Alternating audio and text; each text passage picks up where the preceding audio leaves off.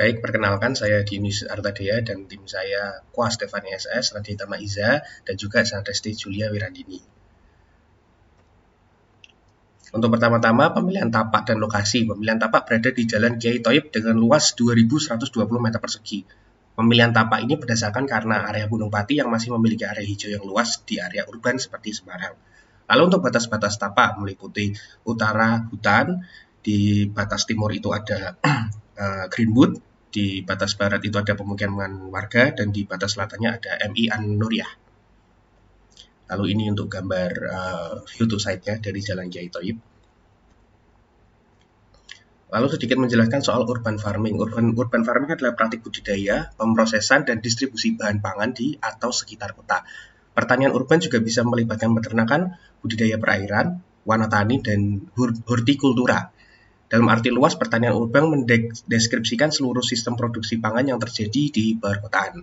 Lalu untuk coworking adalah cara bekerja dengan tempat kerja yang saling berbagi, biasanya di sebuah kantor atau kegiatan independen. Secara garis besar, urban farming coworking space merupakan pertanian di perkotaan yang menggunakan sistem office independen. Lalu jenis pertanian yang akan digunakan yaitu seperti hasil kebun seperti kopi, jagung, dan ubi-ubian. Untuk detail benih-benihnya nanti akan dijelaskan di beberapa slide berikutnya. Lalu untuk konsep bangunannya sendiri, menggunakan konsep bunga mekar yang hidup dalam lingkungan yang didukung oleh ekosistem di dalamnya. Untuk coworking space-nya sendiri, itu menggunakan pola ruang grid. Jadi sebuah ekosistem terpusat pada satu daerah, dan dari konsep menyebar ini berharap dapat menyebarkan ekosistem baik dan sehat. Lalu untuk gubahan masanya, itu pada area merah melambangkan habitat fauna yang ada di Gunung Pati, sedangkan area biru itu melambangkan habitat flora yang ada di Gunung Pati, area kuning melambangkan kehidupan manusia, sedangkan untuk area hijau di tengah semua area sebagai pusat dari ekosistem. Semua habitat saling berkesinambungan dalam satu ekosistem yang sama dan disatukan di dalam area hijau. Ini untuk gubahan massa 3 dimensinya. Nah, lalu untuk pembagian coworking space-nya sendiri, untuk pembagian yang sudah dijelaskan yang pola grid tadi, itu yang pertama ada work, public, dan play. Untuk work sendiri itu meliputi meeting room, lounge, dan juga coworking space. Untuk area publik itu meliputi mini shop, green space, cafeteria. Untuk area play itu meliputi urban farming, lounge, dan mini shop. Untuk detailnya nanti akan dijelaskan oleh tim saya. Selanjutnya ada mengembalikan ekosistem, habitat, simbiosis, dan rantai kehidupan. Perkenalkan, saya Sanresti Julia Wirandini dengan NIM 21A10066. Yang pertama ada habitat.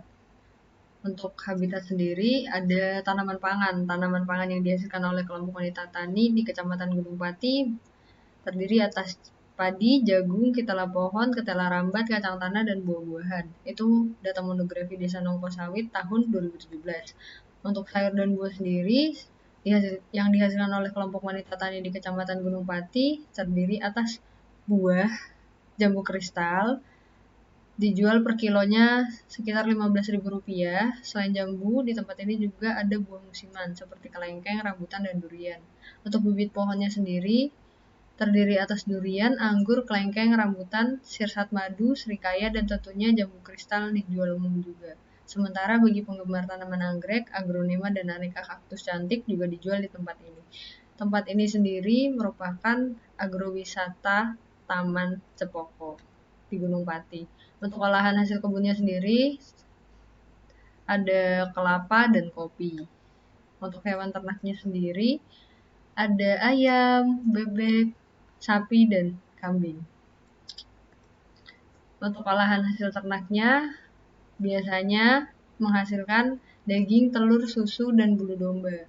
Untuk hewan-hewannya sendiri ada sapi perah 45 orang dengan hewan ternak 158 ekor, ada sapi biasa, kerbau, kambing, domba, ayam, itik, dan peternak lainnya itu ada 5 orang dengan hewan ternak sebanyak 369 ekor. Untuk simbiosis sendiri, simbiosis terdiri atas bioindikator, parasitisme, mutualisme, dan komensalisme. Bioindikator sendiri merupakan kelompok atau komunitas organisme yang saling berhubungan.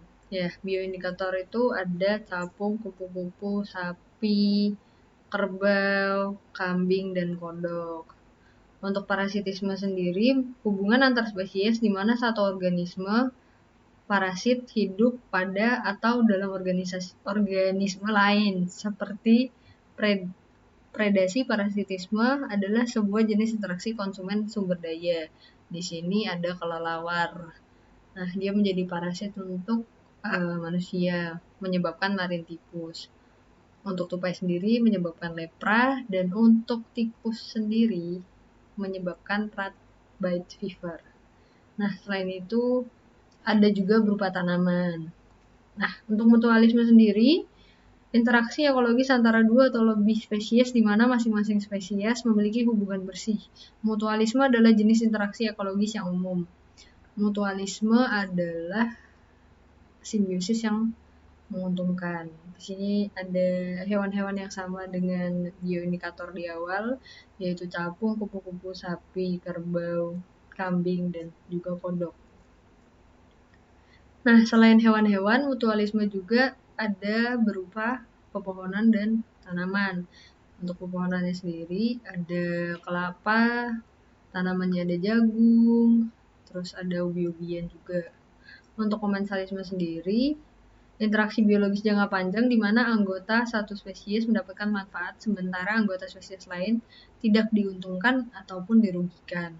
Ya, di sini contohnya juga ada petani menanam padi, terus kayak ubi menguntungkan bagi manusia, buah-buahan ceri, durian, dan kacang-kacangan. Nah, selanjutnya ada rantai kehidupan. Rantai kehidupan merupakan suatu ekosistem makhluk hidup, yaitu perpindahan energi makanan dari sumber daya tumbuhan melalui seri organisme atau melalui jenjang makan di mana suatu organisme memakan satu sama lain untuk mendapatkan energi dan nutrisi dari organisme yang dimakan. Nah, itu ada dari capung ke rumput, rumput dimakan sapi, sapi dimakan manusia. Selanjutnya juga ada cacing makan dedak padi, terus dedak padinya dimakan ayam, ayam dimakan manusia. Perkenalkan, nama saya Kuas Stefani Safiatasniko dengan NIM 22A10055. Sekarang saya akan melanjutkan membahas tentang konservasi tanah, air, dan vegetasi. Oke, untuk ruang lingkup konservasi sendiri ada 4. Yang pertama ada konservasi satwa liar, konservasi ekologi, konservasi sumber daya, dan yang terakhir ada warisan budaya. Untuk konservasi satwa liar sendiri, ada 3, yaitu yang pertama ada katak, kedua kupu-kupu, yang ketiga ada kerbau liar. Untuk konsep konservasi yang dilakukan yaitu pembuatan peternakan atau tempat perlindungan dan memanfaatkan kawasan di sekitar tapak yang menjadi habitat asli dari satwa liar itu sendiri. Konsep ini disebut konservasi in-site, yang melindungi spesies-spesies satwa di habitat aslinya. Untuk konservasi kupu-kupu dan serangga lainnya bisa menggunakan kubah ram yang dijadikan taman serangga, dan untuk kerbau liar bisa menyediakan tempat sebagai peternakan hewan ternak. Yang selanjutnya ada konservasi ekologi. Desain bangunan yang mencakup 3 pelaku ekosistem di dalam tapak yaitu manusia, fauna, dan flora. Jadi di sini ada beberapa warna yang membedakan area, yaitu warna merah itu area peternakan, yang biru adalah perkebunan, yang kuning adalah area office, dan yang hijau adalah area ruang terbuka hijau. Untuk konservasi sumber daya ini memanfaatkan sumber daya oleh manusia untuk memenuhi kebutuhan. Konservasi sumber daya dilakukan dengan pembuatan urban farming serta peternakan. Pada urban farming, jenis tanaman yang diutamakan seperti tanaman kopi, ubi-ubian, serat jagung. Dapat pula ditempatkan kafe atau resto dengan hasil olahan dari urban farming itu sendiri. Peternakan yang direncanakan seperti peternakan sapi, kerbau, kambing, dan lain-lain. Next, di konservasi warisan budaya. yang ada di Kecamatan Gunung Pati terdapat pada kampung tematik itu ada 6. Yang pertama ada batik warna alam, yang kedua ada wedang malon, yang ketiga ada sate kerembis, yang keempat ada sego gudangan, yang kelima gejok lesung, dan yang terakhir ada dagelan gareng Petro. Pembuatan open space sebagai ruang multifungsi yang mampu menjadi tempat pemeran warisan budaya, batik dan gojok lesung, tempat kegiatan kebudayaan, dagelan gareng Petro, serta food court, wedang malon, sate kerembis, dan juga sego gudangan. Referensi ini berangkat dari Taman Ismail Marzuki yang memiliki banyak fungsi kebudayaan yang dibutuhkan pada konsep bangunan konservasi. Yang selanjutnya ada tanah. Kita akan membahas tentang potensi, masalah, dan penyelesaian masalah dari tanah ini. Untuk potensinya sendiri, Kecamatan Gunung Pati terletak pada daerah dengan morfologi perpaduan antara perbukitan dan pegunungan, sehingga memiliki udara yang sejuk dan jenis tanah mediteran coklat tua. Untuk penyelesaian masalahnya ada dikarenakan morfologi tanah pada Kecamatan Gunung Pati terdiri atas dataran bergelombang, perbukitan berrelief halus, dan perbukitan berrelief sedang, maka pondasi dari bangunan yang akan dibuat harus kokoh dengan menggunakan pondasi setempat dan rangka besi yang kokoh, serta seluf gantung juga. Dan juga dikarenakan wilayah Gunung Pati termasuk wilayah lahan longsor, sebelum membangun dapat membentuk retaining wall agar menghindar longsor mengenai bangunan. Di sini ada beberapa jenis dari retaining wall. Ada gravity wall, peeling wall, cantilever, dan anchored wall. Dan selanjutnya kita juga bisa menggunakan metode pengerasan tanah. Dapat dilakukan untuk mengurangi terjadinya longsor dan kerusakan bangunan akibat pergeseran tanah. Dan kita juga bisa melakukan vegetasi rutin, melakukan pengecekan kadar tanah agar tanaman tidak tumbuh dan mengandung racun yang berbahaya. Untuk vegetasi yang terdapat di Kecamatan Gunung Pati, Semarang sendiri ada kelapa, sawah, kelapa, padi, dan yang terakhir ada hutan. Masalah yang ditemukan di sini ada akibat pertumbuhan masyarakat di Kota Semarang, Kecamatan Gunung Pati, yang merupakan daerah hijau. Itu juga menyebabkan pertumbuhan kebutuhan pangan yang mengakibatkan lahan-lahan hijau dijadikan persawahan dan perumahan. Sehingga menyebabkan suhu udara yang tadinya lebih segar menjadi lebih panas karena hilangnya daerah pepohonan hijau di Gunung Pati. Terus karena perumahan atau kawasan komersil yang terdapat di Gunung Pati, disarankan menggunakan bangunan hijau atau disebut dengan green building, yang memanfaatkan vegetasi yang ada pada kawasan tersebut. Dan bisa menggunakan penghawaan dan cahaya alami juga, dan menggunakan solar panel. Nah, selanjutnya ada air. Masalah yang ditemukan sendiri, di Kecamatan Gunung Pati tidak semua kelurahannya dialiri jalur sungai, sehingga kebutuhan air bersih untuk membuat toilet dan menanam vegetasi di sekitar gedung akan sulit untuk dilakukan. Jumlah pola aliran air tanah pada Kecamatan Gunung Pati sendiri memiliki kecenderungan bergerak ke arah utara, yang mana mengikuti elevasi dari topografi Kecamatan Gunung Pati itu sendiri. Di sini bisa dilihat ada gambar peta aliran sungai dari Kecamatan Gunung Pati. Untuk solusinya, kita bisa membuat resapan air hujan di setiap rumah. Terus untuk selanjutnya kita bisa menggunakan filter air juga. Untuk berikutnya, sampah dan sistem kota. Yang pertama, sistem hubungan produsen dan konsumen. Untuk hasil panen yang berupa kopi, jagung, dan ubi-ubian yang nantinya akan ditempatkan dan dijual di toko-toko yang ada di dalam bangunan. Dan nantinya hasil panen dari pertanian itu juga dijadikan olahan yang dijual di resto yang ada di urban farming di bangunan. Dan target pasar konsumen hasil panen yang dilakukan di bangunan, urban farming di bangunan, itu adalah masyarakat sekitar kampung dan juga masyarakat Kota Semarang. Lalu untuk transport benihnya, dari sumber benih untuk kopi diambil dari Temanggung sebagai salah satu komoditas perkebunan kopi terbesar. Lalu untuk transportasi benihnya nanti itu dikirimkan lewat jalur darat dari Temanggung menuju ke Semarang. Dan kemudian pengiriman itu dilakukan sekali dalam satu periode masa panen. Dan selanjutnya pengembangbiakan dari benih kopi itu sendiri akan dilakukan di dalam urban farming dan dikembangkan di dalam bangunan. Kemudian untuk sumber benih jagung dan ubi, itu nanti pembeliannya akan diambil dari penjual benih yang ada di kota Semarang. Lalu transportasinya itu menggunakan jalur darat juga yang dikirimkan dari penjual ke area tapak, yaitu di Gunung Pati. Dan pengiriman dilakukan sekali dalam satu periode masa panen. Sama dengan benih kopi, itu akan dikembangbiakkan di dalam urban farming dan akan diolah benih itu di dalam bangunan.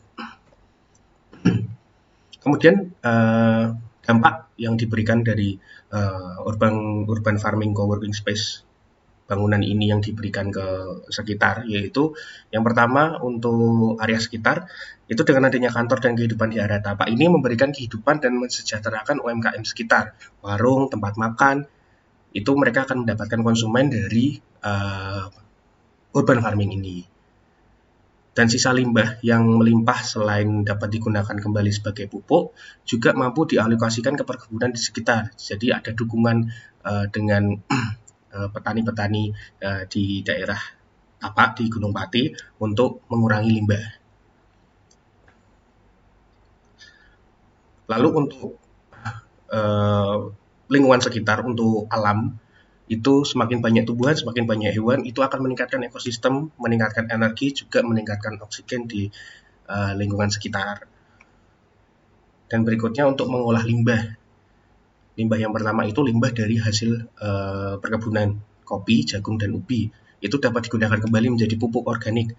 Nah, pengolahan pupuknya ini juga dilakukan di sistem urban farming di bangunan untuk meminimalisir pembuangan limbah keluar dan mengotori lingkungan sekitar. Jadi menggunakan prinsip dari bumi, untuk bumi, dan oleh bumi. Lalu bagaimana dengan limbah-limbah yang tidak bisa didaur ulang? Untuk limbah yang tidak bisa didaur ulang ini akan terpaksa kita kirimkan ke TPA terdekat, yaitu TPA Jatibarang. Pemilihan TPA Jatibarang ini juga memperhatikan akses yang dekat dengan tapak, sehingga tidak mengganggu, tidak melewati juga di pemukiman-pemukiman warga, sehingga nanti ketika distribusi limbah ini ke TPA Jatibarang tidak mengotori lingkungan juga. Nama saya Raditya Maija Janata, NIM 18110147. Bab selanjutnya adalah human behavior. Pada segi arsitektural, human behavior menurut Clovis Smith merupakan penafsiran tentang perilaku dalam perancangan arsitektural. Kaitan antara penghuni, bangunan, dan hubungan di antara keduanya dalam konteks perilaku serta teknik perancangan arsitektur berbasis perilaku.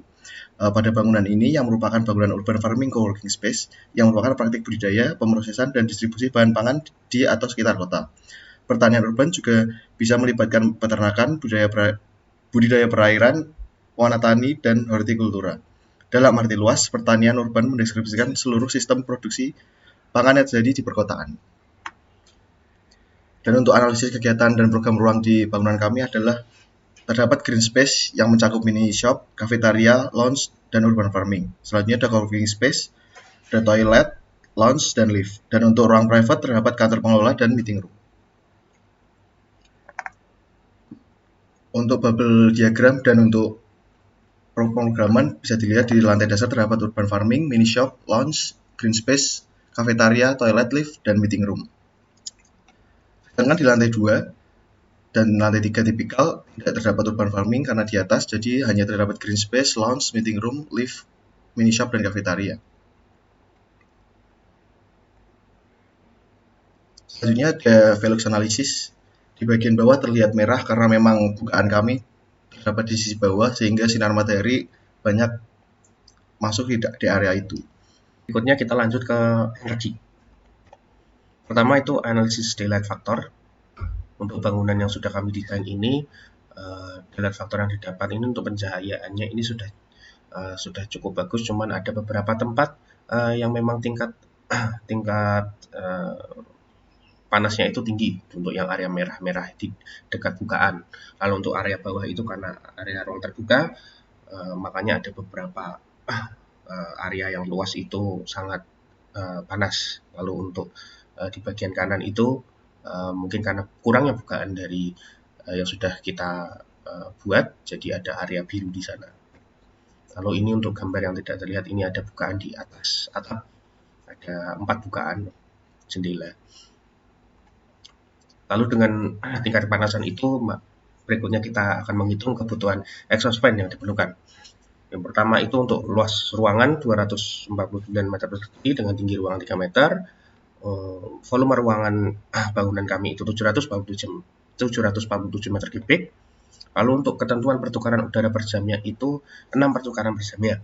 Lalu untuk volume udara yang diperlukan standarnya sendiri itu 4.482 meter kubik per jam. Lalu kebutuhan kapasitas exhaust fan-nya itu 2.635 CFM. Dengan kesimpulan berarti kita membutuhkan 2 fan dengan daya sedot 1140 rpm di setiap ruangan. Jadi kalau kita melihat ke denah lagi, jadi kita butuh 2 exhaust fan di ruangan yang di sebelah kiri atas, lalu 2 exhaust fan yang di sebelah kanan atas. Lalu perhitungan untuk OTTV. OTTV sendiri itu adalah nilai perpindahan termal menyeluruh pada dinding luar yang memiliki arah atau orientasi tertentu. Dan ini untuk rumus OTTV-nya. Data yang kita perlukan itu yang pertama absorptans radiasi matahari. Kemudian untuk transmitans termal dinding tidak tembus cahaya. Perbandingan luas jendela dengan luas seluruh dinding luar pada orientasi yang ditentukan. Lalu untuk beda temperatur ekuivalen. Lalu faktor radiasi matahari. Koefisien penentu dari sistem penetrasi, transmisiran termal fenestrasi, dan yang terakhir beda temperatur perencanaan antara bagian luar dan bagian dalam yang diambil 5 Kelvin. Lalu untuk setiap arah, untuk utara dari rumus tadi, dari data yang kita dapatkan ini, OTTV di sebelah utara itu kita mendapatkan nilai 2,392. Untuk sebelah timur kita dapat nilai 34,44. Lalu untuk sebelah selatan kita dapat nilai 162,49 sekian. Lalu untuk sebelah barat itu kita mendapat nilai 42,48 sekian. Lalu untuk OTTV total yang kita dapatkan di setiap sisi itu ada 241,81 sekian, dengan rata-rata OTTV yang kami dapat itu 60,45 sekian. Jadi OTTV yang kami dapatkan itu terbilang cukup tinggi karena kami menghitung seluruh bangunan termasuk ruang bukaan yang ada di dalam bangunan, sehingga OTTV yang kami dapatkan itu melebihi dari nilai yang standar yang harus ditentukan. Dan untuk yang terakhir pada bagian kesimpulan dan saran, dari seluruh konsep dan data yang sudah kami dapat, bangunan urban farming coworking space yang kami desain sudah mampu beradaptasi dengan ekosistem makhluk hidup, baik flora dan fauna pada area tapak. Dan kami berharap bangunan dapat memberikan dampak yang baik yang sudah dijelaskan kepada kehidupan di sekitar, baik dari UMKM, masyarakat sekitar, maupun ke ekosistem kehidupan sekitar. Target bangunan untuk dapat menyebarkan ekosistem yang baik kepada lingkungan sekitar terencana dengan baik, namun bangunan masih memiliki kekurangan pada penyaluran energi yang ada di dalam bangunan. Tim kami masih perlu mengembangkan dengan baik penyaluran energi di dalam bangunan agar tidak hanya memberikan ekosistem yang baik pada lingkungan sekitar, namun juga di dalam bangunan memiliki ekosistem yang baik dan sehat pula agar dapat diberikan ke lingkungan sekitar lebih baik dan maksimal lagi. Sekian presentasi dari kelompok kami. Terima kasih.